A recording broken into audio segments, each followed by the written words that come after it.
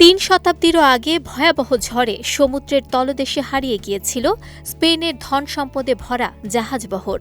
সবাই ভেবেছিল ইতিহাসের পাতায় চাপা পড়েছে সেই অধ্যায়। কিন্তু ৩০০ বছর পর সেই হারানো ধন ভাণ্ডারকে ঘিরেই সামনে এলো নতুন রহস্য।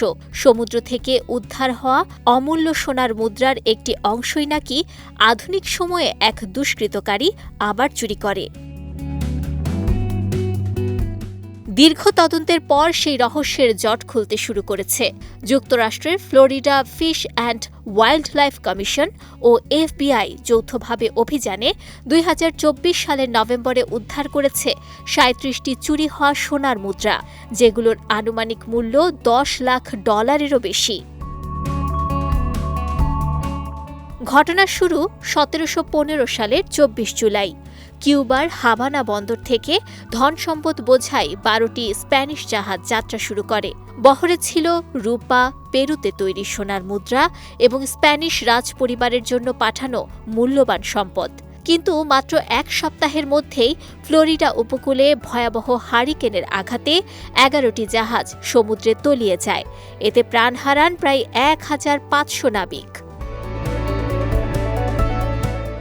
এরপর শতাব্দীর পর শতাব্দী সমুদ্রের নিচেই লুকিয়ে থাকে সেই বিপুল ধন ভাণ্ডার, যা পরে পরিচিতি পায় ফ্লোরিডা ট্রেজার কোস্ট নামে। ২০১৫ সালে ফ্লোরিডার ভেরো বিচ উপকূলে উদ্ধারকারী একটি দলের সদস্যরা ১০১টি স্বর্ণমুদ্রা খুঁজে পান।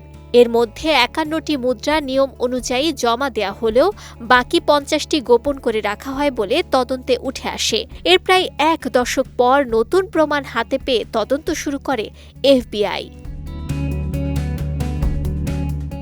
অভিযোগ উঠে উদ্ধারকারী দলের সদস্য এরিক স্মিথ গোপনে কয়েকটি মুদ্রা বিক্রি করেছেন।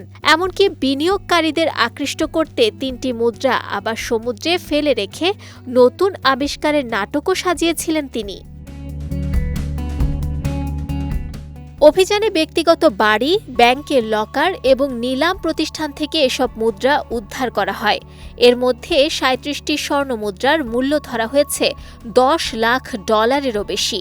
তবে এখনও ১৩টি মুদ্রার সন্ধান পাওয়া যায়নি।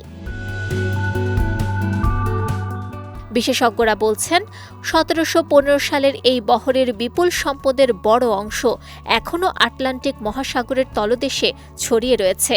ইতিহাসের সেই হারানো ধনভাণ্ডার আজও গবেষক ও অনুসন্ধানীদের কাছে এক অমীমাংসিত রহস্যই রয়ে গেছে। নুসরাত আহমেদ, বিজয় টিভি নিউজ ডেস্ক।